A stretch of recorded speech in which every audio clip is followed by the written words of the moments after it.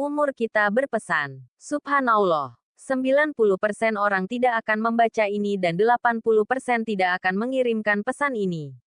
Apakah termasuk Anda? Dari Dr. Zakir Naik. Tolong baca sampai habis. Kita selalu meluangkan sedikit waktu untuk Allah. Tapi Dia selalu menyayangi dan merahmati kita. Allah sentiasa bersama kita. Mari kita luangkan waktu 30 menit saja untuk mengingat Allah, bukan berdoa, tetapi memujinya. Hari ini, mari kita sebarkan pesan ini ke seluruh dunia. Maukah Anda melakukannya? JGN simpan pesan ini.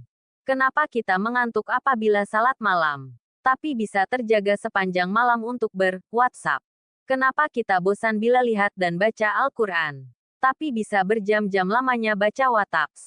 Kenapa kita sering mengabaikan dan menghapus pesan yang berhubungan dengan agama, tapi selalu menyimpan dan mengirimkan pesan yang bercanda?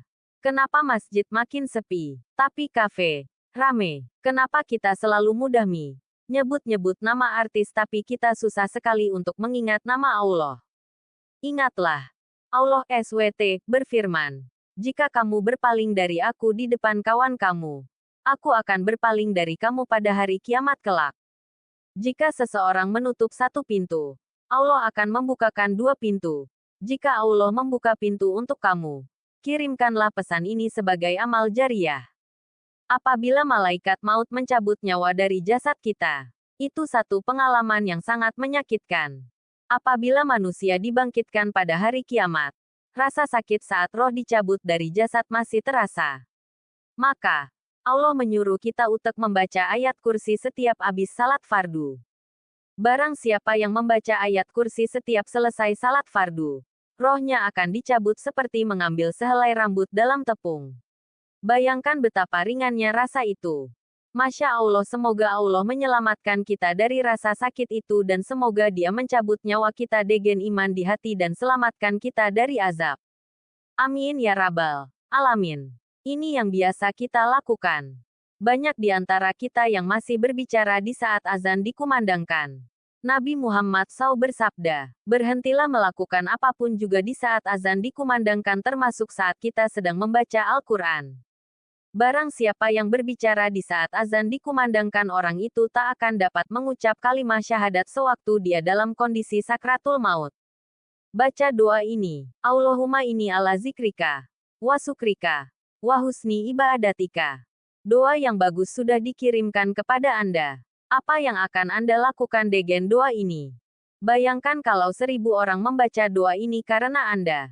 Masya Allah. Akankah Anda mengirimkannya? Bangunlah apabila Anda mendengar azan, sama seperti Anda bangun apabila mendengar lagu kesukaanmu.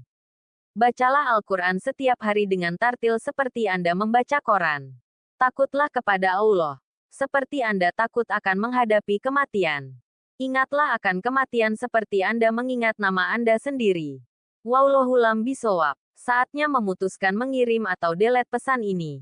Rasulullah SAW bersabda, "Barang siapa yang menyampaikan satu ilmu saja dan ada orang yang mengamalkannya, maka walaupun yang menyampaikan sudah tiada meninggal dunia, dia akan tetap memperoleh pahala." Hadis riwayat Al-Bukhari, semoga bermanfaat. Usia yang panjang atau umur yang berkah? Apa beda umur dan usia? Pernahkah Anda bertanya? Ada pendapat yang mengatakan bahwa umur adalah masa rentang antara lahir hingga mati, sedangkan usia adalah masa antara lahir hingga waktu kini. Singkatnya, usia adalah bagian dari umur. Usia sudah kita melewati. Tapi bagaimana dengan umur? Apakah doa panjang umur di setiap tahunnya sudah cukup bagi kita? Suatu hari di sebuah ruang diskusi, seorang teman yang kebetulan tanggal lahirnya bertepatan dengan hari itu meminta doa. Lebih kurang doanya begini. "Aku ada 2 permintaan doa. Doakan ya agar Allah berikan aku umur yang bermanfaat dan Allah mampukan untuk sedekah 1 miliar. Permintaan dia ini begitu sederhana, tapi bermakna, yaitu tentang umur yang bermanfaat.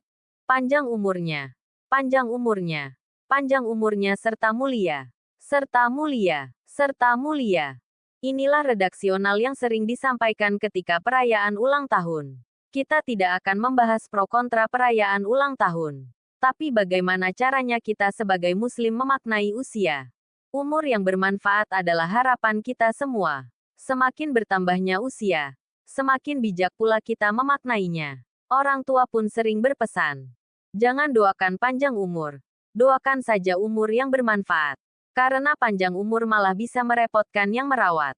Benar juga pesannya, bahwa yang harusnya kita harapkan adalah umur yang bermanfaat, bukan hanya umur yang bertambah. Umur pun juga dimaknai dengan makmur. Apakah dengan bertambahnya umur kita sudah memakmurkan bumi Allah ini?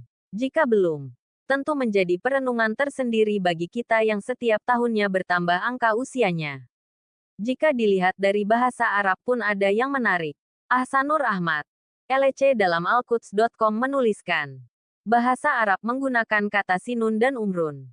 Sinun dalam bahasa Arab adalah kata yang bisa berarti gigi dan bisa juga berarti usia. Adapun umrun bisa berarti makmur, bisa berarti umur.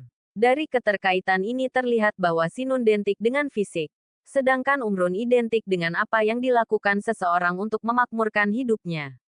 Banyak orang yang usianya panjang, tapi belum bisa memberikan kemakmuran. Tapi banyak orang yang usianya pendek, tapi kemakmuran yang dia berikan masih terasa sampai sekarang. Bagaimana bisa? Dengan karya yang dia tinggalkan. Karya yang menjadi amal jariah baginya. Karya yang menjadi tabungan amalan akhirat. Karya yang saat dia tiada, pahala akan senantiasa mengalir padanya. Maka sebagai muslim, apa yang harusnya kita harapkan? Panjang usianya, atau panjang umurnya?